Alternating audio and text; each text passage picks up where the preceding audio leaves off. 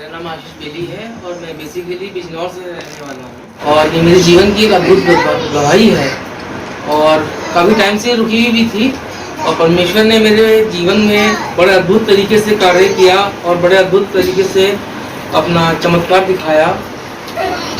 मेरे father railway में job करते थे और मैं एक पास्टर का पोता हूँ। मेरे दादा थे वो पास्टर थे और मुझसे ऐसी उम्मीद की जाती थी कि घर का मैं पहलौटा हूँ, मैं भी उस बाइबलिकल उसमें अपने जीवन को चलाऊँ। लेकिन मेरा जो पहले का जीवन था मैं काफ़ी दुनियादारी में बीता हुआ था और मैं सिगरेट बहुत तरीके से पीता था, शराब भी कभी कभी पी लिया करता था ओकेजनली, लेकिन मैं एक हैवी चेन स्मोकर था और मैंने 17 साल सिगरेट पी है। मैंने 2005 से स्टार्ट की थी मैंने।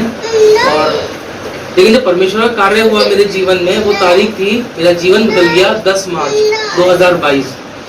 सुबह जब मैं सो के उठा, उस दिन हमारे इलेक्शन का रिजल्ट भी आया था यूपी का, तो मैं वोटिंग का रिजल्ट देखने के लिए सो के उठा तो सुबह 5 बजे मेरी आंखों में और सर में बहुत दर्द था और बहुत हेजीनेस थी, काफ़ी मेरे आंखों में प्रेशर था। मैं सोचा सो के उठा हूँ, मैंने अपनी वाइफ को उठाया कि मुझे कब चाय बना दो, शायद सही हो जाए। चाय पीने के बाद भी मुझे रिलीफ नहीं मिला, मैं वैसे ही बेचैन रहा, काफ़ी मेरे सर में दर्द था। मेरा बीपी नापा गया तो वो बीपी बहुत इंक्रीज हुआ था। तुरंत मुझे रेलवे हॉस्पिटल लेके गया। उसमें ये बात मुरादाबाद की है, मेरी वाइफ मुरादाबाद की रेलवे हॉस्पिटल में ही फिजियोथेरेपिस्ट है। और वहाँ पे जब बीपी नापा तो मेरा बीपी हाई था। उन्होंने डॉक्टर्स ने मेरा शुगर चेक किया, बीपी चेक किया और पल्स रेट वगैरह सब ली। उसके बाद मेरे को टैबलेट दे दिया और मेरे को रेस्ट करने के लिए कि घर जाकर आप सो जाओ और कोई काम नहीं करना है। उस दिन में वो कुछ समझ नहीं पाया था मैं, लेकिन मेरा जीवन बदलने वाला था। कुछ क्षण बाद मेरा बहुत कुछ जीवन बदलने वाला था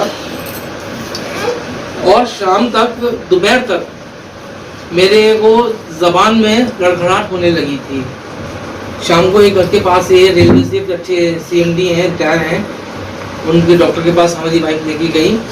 तो जिस तरीके से वो मुझे चेक कर रहे थे, मुझे शक तो हो रहा था। तो उन्होंने ये कहा कि अगले दिन या कल सुबह, अभी तो नहीं अभी हो सकता हो, तो MRI और CT स्कैन करा लीजिए।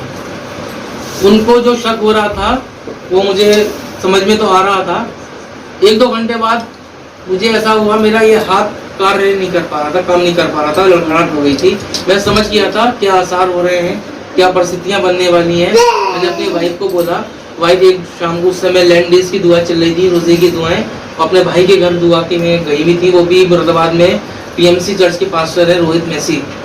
तो उनके यहाँ वो दुआ में प्रेयर में गई हुई थी, वहाँ उन्होंने प्रेयर भी करवाई। भाई ने मेरे लिए, पास्टर साहब ने मेरे लिए प्रेयर भी करी। थोड़ी देर में मैंने उनको फ़ोन किया कि भाई मेरा इस समय मुझे एडमिट होना बहुत ज़रूरी है। और वो मेरे एक फ़ोन पे वो बहुत पूरी टीम के साथ मुझे लेने के लिए आ गए और मुरादाबाद के साईं हॉस्पिटल में मेरे को ICU में 10 मार्च 2022 को एडमिट किया गया। और ये मुझे आभास हो गया था कि ये मेरा फेशियल पैरालाइज है और मेरे इस वाले हाथ में और इस वाले पैर में लड़खड़ाहट आ गई। मैं खैर परेशान था, विचलित था। मैंने उस रात परमेश्वर के आगे बहुत दुआएं करी। रात में ICU में एकदम से आना 11:30 पौने 12 बजे अलाउ नहीं होता, लेकिन मेरी वाइफ किस तरीके से आई और उन्हें नया नियम मेरे पास तकिए के नीचे आके रख दिया। मैं हाथ में नया नियम लेकर के पढ़ता रहा और परमेश्वर से ये प्रार्थना करता रहा कि आज मैं सारी अपनी गलतियों को, गुनाहों को छोड़ने जा रहा हूँ। परमेश्वर मुझे जीवन दीजिए, मेरे जीवन में कार्य कीजिए, मुझसे ये परेशानी, ये पीड़ा नहीं सही जा रही। और ये तब तक एहसास हो चुका था ये पैरालाइज का अटैक है मेरा। और मेरा सुबह CT स्कैन हुआ और MRI हुआ। तो जो मेरा CT स्कैन हुआ था उसी समय साईं हॉस्पिटल में, जो हार्ट से एक वेन ब्रेन में जाती है, मेरे को नाम नहीं पता उसका, उसमें क्लॉटेज आ गया था। ये तो अभी एक पहला टेस्ट था, अभी MRI बचा था मेरा जो अगले दिन होना था। उसके लिए मुझे और साईं से और कहीं रेफ़र किया गया था, मैं एम्बुलेंस में गया। लेकिन पहले टेस्ट में MRI में मेरा कुछ नहीं आया और डॉक्टर भी समझ नहीं पा रहे थे, प्रॉब्लम बनी हुई थी, टेस्ट में कुछ नहीं आ रहा, क्या करा जाए क्या नहीं करा जाए।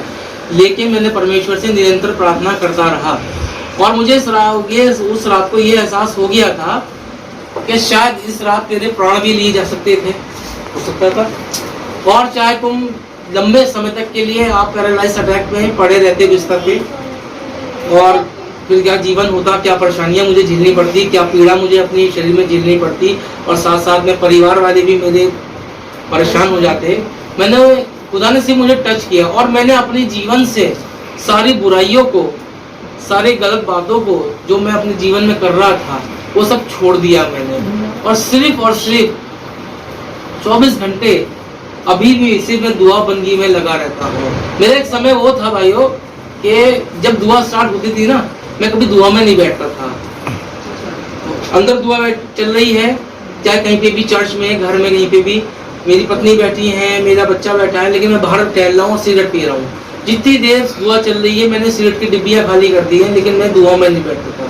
आज मेरा ये है कि मुझे किसी भी संसारिक बातों से कोई लगाव नहीं है, सिर्फ और सिर्फ मुझे अपने परमेश्वर से लगाव है। यहोवा ने मुझे बचाया है। यशायाह 41 हमें बताता है, मत डर, इधर उधर मत ताक, मैं तेरे साथ हूँ, तेरे सहायता करने वाला, तुझे चंगा करने वाला परमेश्वर हूँ। मैं तुझे अपने धर्मे हाथ से संभाले रहूंगा। जो परमेश्वर की बाट जोते हैं वो काबू के नाई उड़ेंगे, ना थकेंगे, ना शमित होंगे। तो परमेश्वर का धन्यवाद हो, उसने मुझे एक नया जीवन दिया, नया आत्मा दिया। यीशु मसीह मेरा उद्धार करता है। सही बात है, परमेश्वर का धन्यवाद हो। और आज काफी टाइम से ये गवाही रुकी हुई थी और कहीं देने जा भी रहा था, लेकिन पता नहीं मैं उठ नहीं पाता था, पता नहीं क्या रुकावट थी। शायद आज भाई ने अपने चर्च में मुझे मौका दिया और भाई का बहुत धन्यवाद हो। और भाई ने मुझे बहुत समझाते थे मुझे कि अपने जीवन के बारे में, कि बदलाव लाना है, आपको इस राह पे आना है। और मैं इनसे पूछता भी था कि मैं अपने जीवन में क्या करूं। 40 वर्ष की आयु हो गई है, थोड़ा इस बातों से भी मैं रहता था, लेकिन भाई मुझे तसल्ली दिया करते थे कि आप पहलौटे हैं, आप चुने हुए हैं, आप इस रास्ते पे आइए, प्रभु के निकट आइए। लेकिन समय मुकर्रर था, एक तारीख मुकर्रर थी कि मेरा जीवन में बदलाव होगा, मेरी आत्मा बदली जाएगी, मुझे एक मौका दिया जाएगा। भाई का धन्यवाद हो बहुत बहुत, और आप सबका भी जय मसीह।